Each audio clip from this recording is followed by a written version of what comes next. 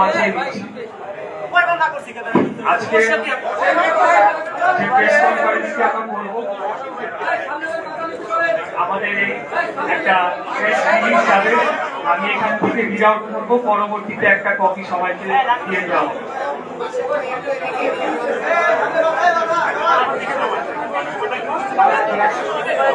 ভাই শুরু করেন। প্রিয় সাংবাদিক ভাই ও বোনেরা, আসসালামু আলাইকুম। গত 27শে মার্চ 2025 তারিখে নির্বাচনী ট্রাইব্যুনাল প্রথম যুগ্ম জেলা জজ ঢাকা কর্তৃক মামলা নম্বর 15/2020 রায় প্রকাশ করা হয়।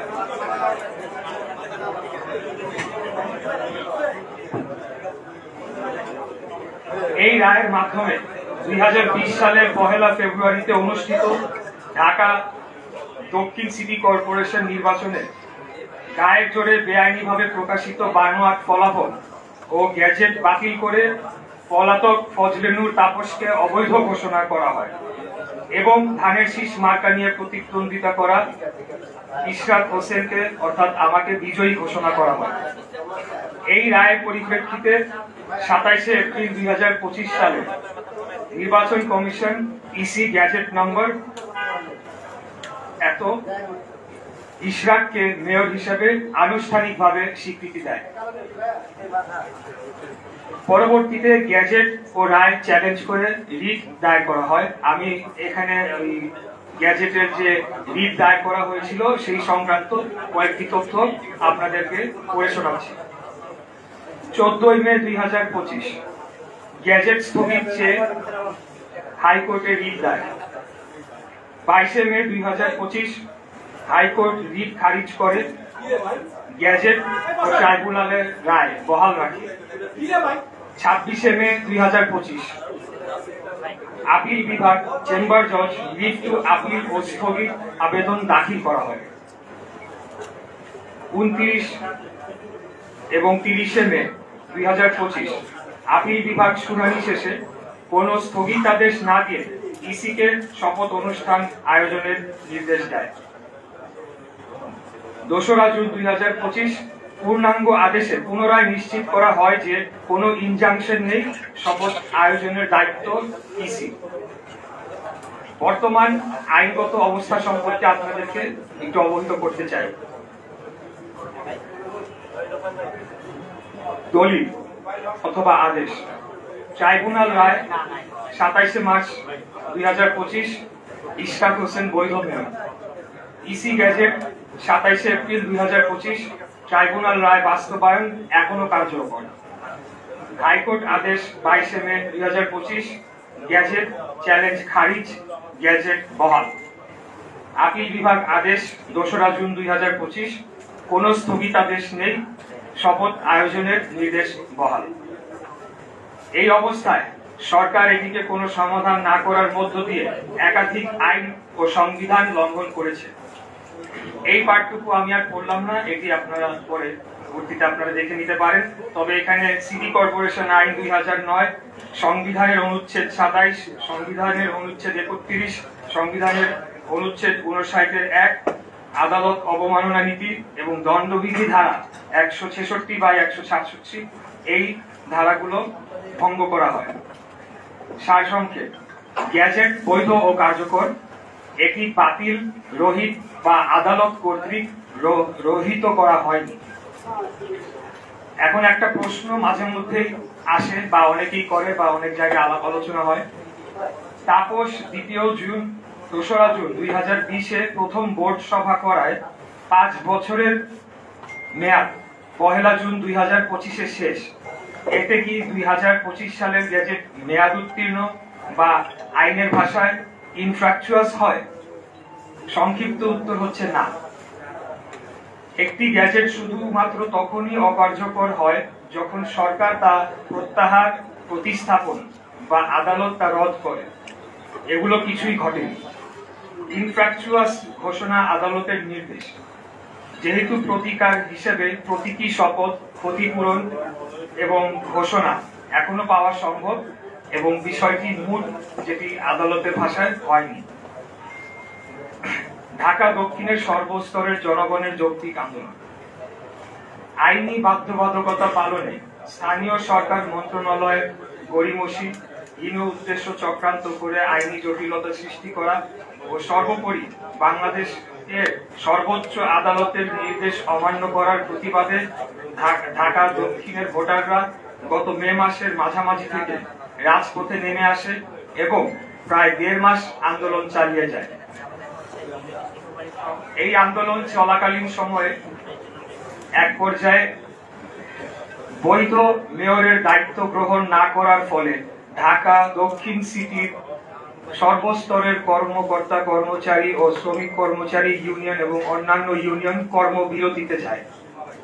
সর্বশেষ পরিস্থিতি, জনগণের যে সকল অত্যন্ত গুরুত্বপূর্ণ সেবা বিঘ্নিত হচ্ছিল সেগুলো সচল করার জন্য আমার অনুরোধে সোমবার 23 জুন 2025 তারিখে নগর ভবন কর্মবিরতি তুলে নেওয়া হয়েছে। এটার সাথে আন্দোলনের দাবি অথবা সরকারের কোনো চাপ ভীতির বিন্দুমাত্র কোনো বিষয় নেই, বরঞ্চ অন্তর্বর্তীকালীন সরকার জনগণের সকল আশা আকাঙ্ক্ষা, ন্যায্য দাবি এবং আইন আদালতকে পরোয়া না করে দিনের পর দিন জনদুর্ভোগ সৃষ্টি করে রাখে। এই দুর্ভোগ নিরসনে জনস্বার্থের কথা চিন্তা করে আমরা সবাইকে নিয়ে সকল জরুরি সেবা চালু রাখি। কোরবানি ঈদের পর নগর ভবনের ঊর্ধ্বতন কর্মকর্তারা দৈনন্দিন সকল সেবার কার্যক্রম চালুর উদ্যোগ নিলে স্থানীয় সরকার উপদেষ্টা ও সচিব আঞ্চলিক কর্মকর্তাদের নির্দেশ দিয়ে জন্ম, মৃত্যু, নাগরিক ও ওয়ারিশ সনদ দিতে বারণ করে। জানা যায়, জনগণকে সুবিধা বঞ্চিত করে এর দায় আন্দোলনকারীদের উপর চাপিয়ে দেয়ার কুচক্রান্ত বাস্তবায়ন করতে চেয়েছিলেন তারা। সেই চক্রান্ত রুখে দিতেই কর্মবিরতি তুলে নগর ভবন উন্মুক্ত ও আঞ্চলিক কার্যালয় সচল করা হয়েছে। পাশাপাশি এটাও উল্লেখ করা যাচ্ছে যে সীমিত পরিসরে সেবা প্রার্থীদের কোনো প্রতিবন্ধকতা সৃষ্টি না করে একটি নির্দিষ্ট স্থানে, নির্দিষ্ট দিনে, নির্দিষ্ট সময়ের জন্য আন্দোলনকারীরা প্রতীকী কর্মসূচি পালন করে যাবে। এবার আমি আসতে চাচ্ছি, সম্প্রতি স্থানীয় সরকার উপদেষ্টা আসিফ মাহমুদের একটি সাক্ষাৎকার একটি বেসরকারি টিভি চ্যানেলে বহুল প্রচারিত হয়েছে এবং সেখানে বেশ কয়েকটি কথা বলা হয়েছে। সেই বিষয়ে আমি কিছু তার প্রতি উত্তর দিতে চাই। একটি বেসরকারি চ্যানেলে সাক্ষাৎকার দিয়ে স্থানীয় সরকার উপদেষ্টা আসিফ মাহমুদ অত্যন্ত আপত্তিকর কিছু কথা বলেছেন। আসিফ বলেছে, বিএনপির এক নেতার ইন্ধনে ইশরাকের আন্দোলন হয়েছে। এই বক্তব্যের মধ্য দিয়ে হাজার হাজার ঢাকার ভোটারদের চরম অপমান করা হয়েছে। ঝড়, বৃষ্টি, তীব্র রোদ উপেক্ষা করে দিনের পর দিন শারীরিক ও মানসিক পরিশ্রম করে আন্দোলন করা ঢাকার এই জনগোষ্ঠীকে এই একটি বাক্য উচ্চারণের মধ্য দিয়ে নাগরিক থেকে পশুর মর্যাদায় নিয়ে যাওয়া হয়েছে। এটার জন্য তাকে অবশ্যই নাগরিকদের কাছে ক্ষমা চাইতে হবে। দ্বিতীয়, আসিফ আরেকটা কথা বলেছে, ইশরাককে মিসগাইড করা হয়েছে। এই বক্তব্যের মধ্য দিয়ে তিনি ঔদ্ধত্যপূর্ণ আচরণ করেছেন। তিনি অন্যদের চেয়ে নিজেকে শ্রেষ্ঠ এবং আমাকে ব্যক্তিগতভাবে চরমভাবে হেয় করেছেন। আমাদের ঢাকা নগরবাসীর স্বতঃস্ফূর্ত এই আন্দোলনকে এইভাবে অপমান করার বিরুদ্ধে তীব্র নিন্দা ও প্রতিবাদ জানাচ্ছি। ঢাকার অধিবাসীদের প্রতি চরম অবমাননাকর এই বক্তব্যের জন্য তাকে ক্ষমা চাওয়ার দাবি জানাচ্ছি। আসিফ আরো বলেন, আমাকে তার নির্বাচনী এলাকা কুমিল্লার একটি উপজেলার জনৈক বিএনপি নেতা, আমি নাম উল্লেখ করছি না, প্ররোচনা দিয়েছেন। এই আন্দোলনে অর্থ ও লজিস্টিক্স দিয়েছেন এবং তার কাছে নাকি প্রমাণ রয়েছে। এই প্রমাণ তিনি জাতির সামনে তুলে ধরবেন, অন্যথায় তাকে প্রকাশ্যে ক্ষমা চাইতে হবে। এখানেই তিনি থেমে থাকেন নাই। তিনি বলেছেন, বিএনপির একটি অংশের সরকারের সাথে বোঝাপড়ার দূরত্ব তৈরি হওয়ার কারণে আমাকে ব্যবহার করা হয়েছে। তিনি বিএনপির মতো ঐতিহ্যবাহী পুরনো বৃহৎ রাজনৈতিক দলকে হেয় করেছেন এবং একটি অসত্য অভিযোগ তুলেছেন। তিনি নিজেকে বিশাল কোনো মহামানব হিসেবে উপস্থাপন করেছেন। উনি হয়তো ভুলে গেছেন ওনার জন্মের আগে বিএনপির জন্ম হয়েছে। আসিফ এটাও বলেছে, আমার পক্ষ থেকে যারা নেগোশিয়েট করতে এসেছেন তারা সোললি আমার পক্ষে নেগোশিয়েট করেন নাই। আমার অর্থাৎ আমি ভাইয়া, আমার বিষয়টি সম্পূর্ণ আইনি, এখানে নেগোশিয়েট করার কোনো সুযোগ নেই। আদালত স্পষ্ট করে রায়ের মাধ্যমে কি করতে হবে তা বলে দিয়েছে। তাহলে নেগোশিয়েট কারা করেছে তা আমাকে জানাতে হবে, কারণ একমাত্র আমাদের দলীয় প্রধানের বাইরে অন্য কোনো ব্যক্তিকে আদালতের রায় কার্যকর সংক্রান্ত যোগাযোগ ছাড়া অন্য কোনো কথা বলার সম্মতি আমি দেই নাই। আশা করি এই লাইনটি বুঝতে পেরেছেন আপনারা। তার এই অস্পষ্ট কথাবার্তায় প্রতীয়মান হয় তিনি হয় মিথ্যা বলছেন, না হয় তার বুদ্ধিমত্তা স্থানীয় সরকার মন্ত্রণালয় চালানোর জন্য সম্পূর্ণ অযোগ্য। আসিফ বলেন, ইশরাক হোসেন অত্যন্ত দম্ভ ভরে ও অহংকারের সাথে সরকার কর্তৃক প্রশাসক হওয়ার প্রস্তাব প্রত্যাখ্যান করেছেন। বরঞ্চ বিনয়ের সাথে এটি প্রত্যাখ্যান করার কারণ হিসেবে বলতে হবে, একজন বৈধ নির্বাচিত জনপ্রতিনিধি ও রাজনীতিবিদদের জন্য এই প্রস্তাব অপমানজনক। 7, আসিফ মাহমুদ বলেছেন সরকার কোন নির্বাচনকে বৈধতা দিবে না। এটা কোন প্রক্রিয়ায় বাস্তবায়ন করা হবে এবং কবে, এটি প্রশ্ন রয়েছে।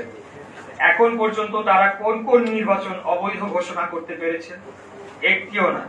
এর অর্থ এই দাঁড়ায়, বাংলাদেশের সুপ্রিম কোর্টের আপিল বিভাগ কর্তৃক বৈধতা বহাল রাখা গ্যাজেটকে পুরো অন্তর্বর্তীকালীন সরকার বৈধতা দিচ্ছে না বা মানছে না। সেটা সরকার কর্তৃক অর্থাৎ পুরো অন্তর্বর্তীকালীন সরকার কর্তৃক উচ্চ আদালত অবমাননার শামিল নয় কি?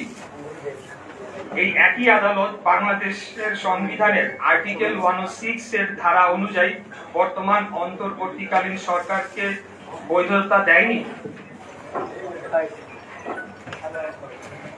বরঞ্চ উল্লেখযোগ্য উদাহরণ হিসেবে ঢাকা দক্ষিণ সিটি নির্বাচন 2020 আমাদের মামলা ও রায়ের মাধ্যমে তৎকালীন নির্বাচনটির ফলাফল যে অবৈধভাবে ঘোষণা করা হয়েছিল সেটি প্রমাণিত হয় এবং ফলাফল সংশোধনের মাধ্যমে সেটি আরো সুদৃঢ় হয়েছে।